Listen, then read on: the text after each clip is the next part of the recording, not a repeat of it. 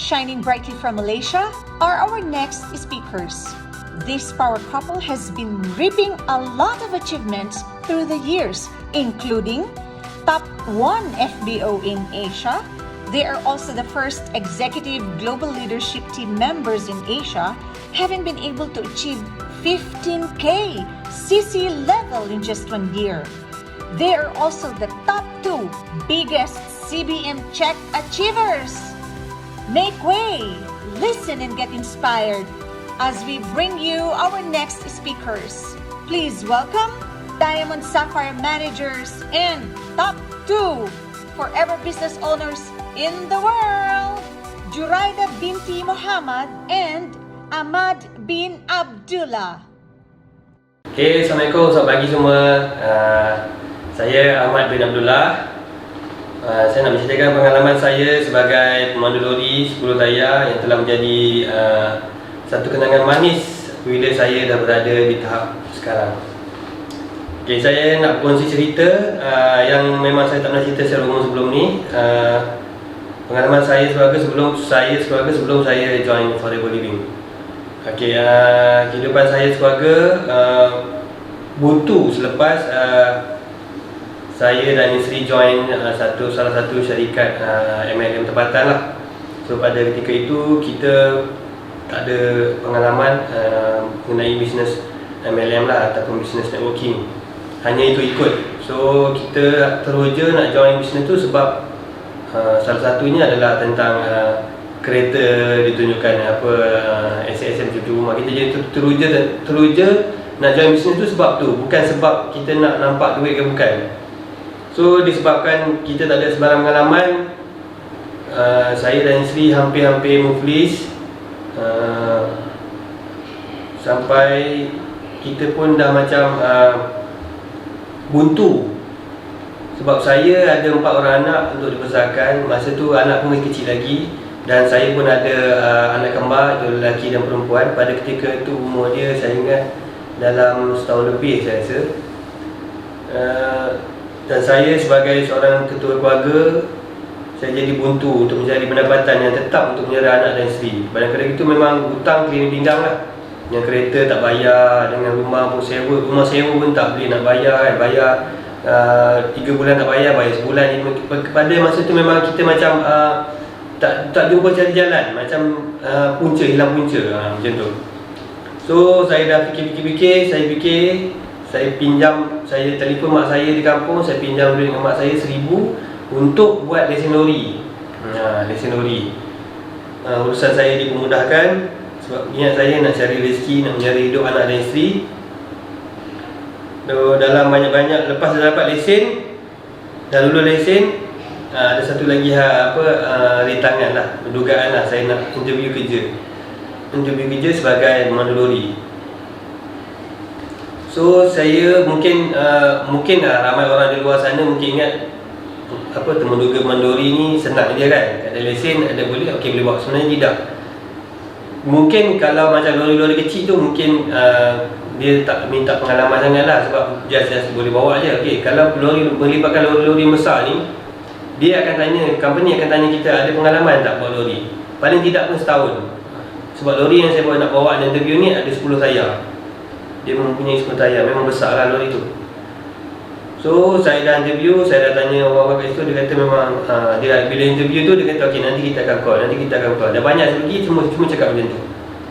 So saya fikir benda dah jalan, kita nak bayar macam-macam. So ada satu hari tu saya pergi interview, saya terpaksa cakap bohong dengan company tu yang saya kata saya ada pengalaman 2 tahun, 3 tahun dia kata macam tu.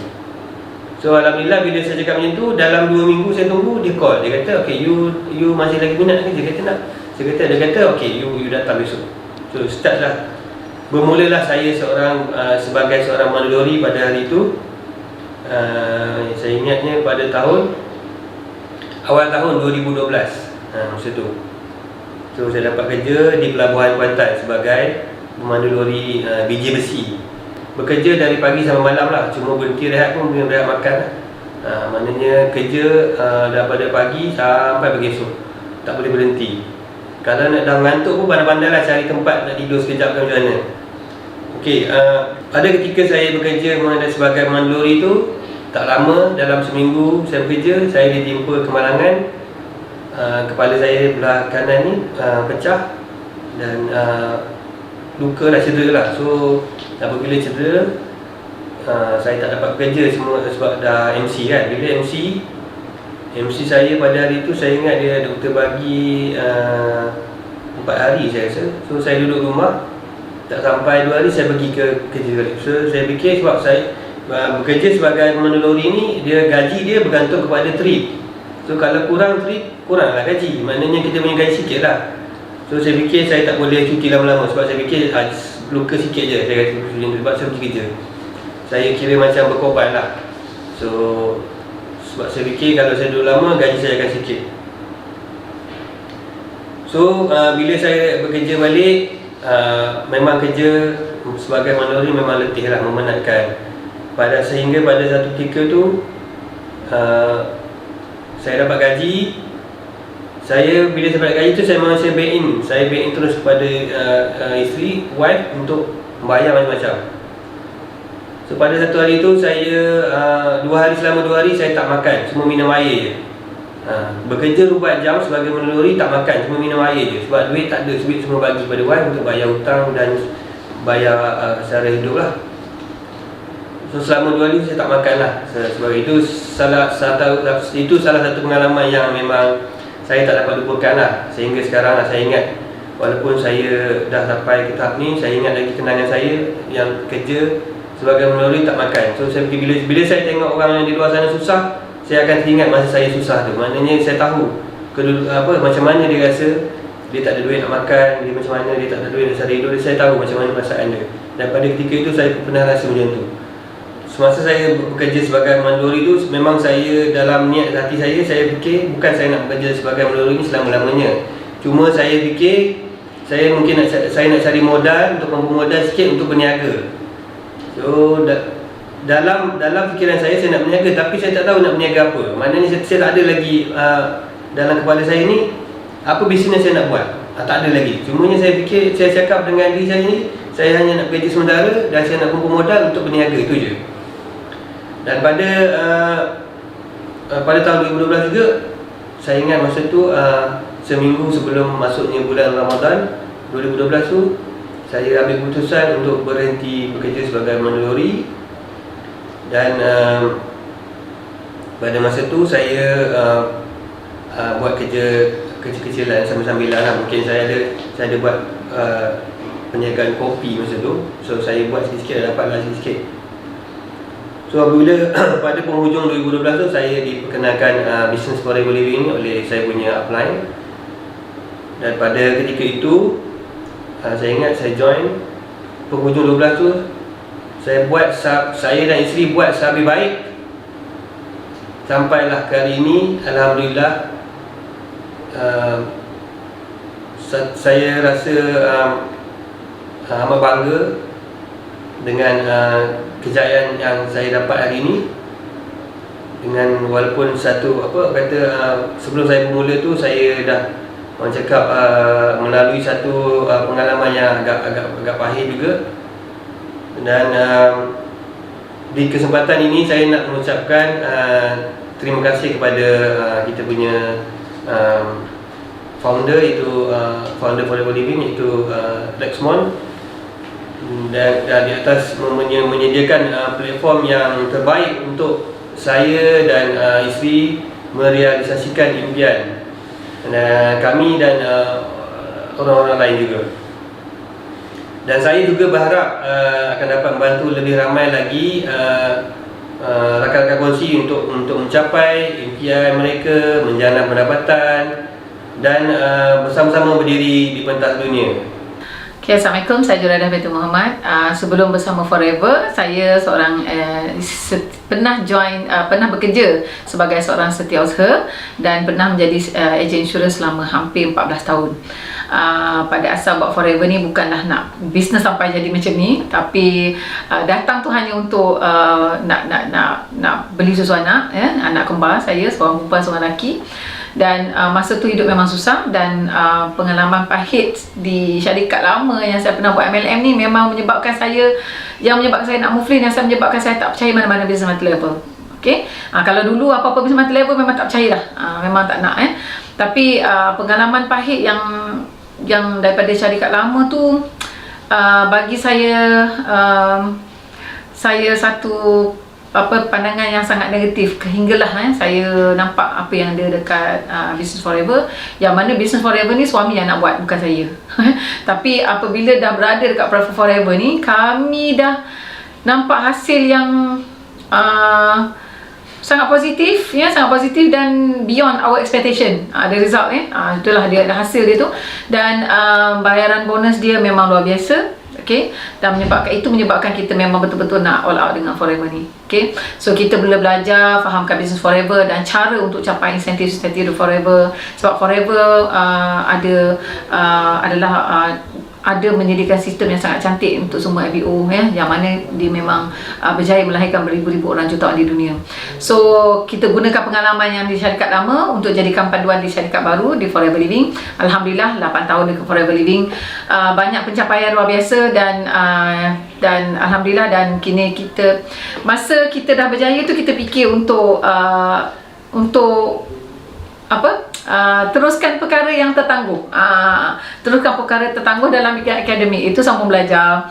So memang pelik sebenarnya tak ramai yang tahu perjalanan perjuangan sambung belajar ni, dan alhamdulillah pada 11 April 2021 Kak Ju dah settle graduate as Master in Business of Administration, dan buat tesis atas advice my personal lecturer, dan personal lecturer ni memang dibayar sepenuhnya dengan income Kak Ju dekat Forever Living, alhamdulillah. Dan dia study sikit pasal Kak Ju, dan dia tengok semua video-video, dan dia bagi cadangan untuk Kak Ju buat tesis tajuk Leadership in Coaching and Mentoring Millennials. So memang kenapa? Sebab pada dia sebenarnya pada apa yang dia dah buat research dan dia study, dia kata dia bagi cadangan untuk tajuk ni sebab dia kata you dah ada proven result and this is what you are good at. So that's why alhamdulillah hari ni syukur sangat dapat settle, walaupun struggle dan hampir-hampir berhenti, tapi dapat settle juga dengan support family, support suami, alhamdulillah. So sekarang kita memang happy sebab dapat realisasikan impian ramai orang dekat Forever, dan ramai orang potensi dah bawa mereka sama-sama berjaya berdiri di pentas dunia. So perkara ni macam mustahil, tapi dekat Forever tak. Memang semua orang insyaAllah memang boleh berjaya buat dengan cara yang betul, dan alhamdulillah kami juga sangat bersyukur dengan rekod terbaru sebagai Executive Global Leadership Team Asia, yang pertama dari Asia, dengan pencapaian lebih pada 15,000 cc, dan mencapai pangkat Diamond Sapphire Eagle Manager yang pertama dari Asia, dan merupakan penerima cek CBM Chairman's Bonus Manager yang kedua terbesar di dunia. Tahun lepas kita nombor 4, tahun ni kita nombor 2, alhamdulillah. Nombor 2 cek terbesar di dunia, dan benda ni memang bagi kita satu motivasi yang luar biasa untuk kita go further, So pencapaian-pencapaian ni bukanlah satu untuk menyebabkan kami rasa selesa, tapi kita memang sentiasa break old records, dan kita tidak bersaing dengan orang lain, tapi kita bersaing dengan diri sendiri. Dan masih lagi sampai sekarang Kak Ju masih lagi buat 4 course di Forever, iaitu recruitment, retention, productivity and development. Sebab ni adalah kita punya fundamental dalam business. Sebab kita belajar apa kita buat dekat 4 course tu. So fokus kita sepanjang berada dekat platform ni adalah melahirkan pemimpin yang berdikari dan boleh terbang sendiri, supaya dan kita train mereka boleh duplicate apa kita buat, dan mereka boleh capai dan apa yang kita dah capai, Bila mereka tahu apa nak buat, mereka mula duplikasikan kerja, dan mereka mula bina nakal masing-masing, dan mereka mula boleh terbang tinggi, because remember kita adalah eagles, alright. So kalau dulu tujuan utama Kak Ju ni buat Forever ni nak cari susu anak, nak tambah pendapatan, tapi sekarang rasanya tanggungjawab itulah sebenarnya Allah bagi tanggungjawab tu sangat besar sebagai pemimpin, itu untuk sebarkan ilmu dan peluang kepada orang lain, dan rasanya ramai lagi kat luar sana yang masih perlukan bantuan, ya. So Kak Jo sangat bersyukur, Kak Jo dengan Abang Mat sangat bersyukur kerana diberi peluang untuk mengenali Forever Living, dan berterima kasih kepada Dr. Rex, ya, yang menyediakan platform secantik ini di Forever Living di dunia. Tiada lagi platform secantik Forever Living, ya. Dan kami sangat seronok dan bangga, bukan saja sebab capai impian, tetapi kerana rakan kongsi kami juga ramai yang sudah mencapai impian masing-masing. So we are proud of you, alhamdulillah, dan insyaAllah kita adalah Eagles dan kita akan terbang tinggi. I am Ahmad. I am Juraidah and I I am am forever. forever.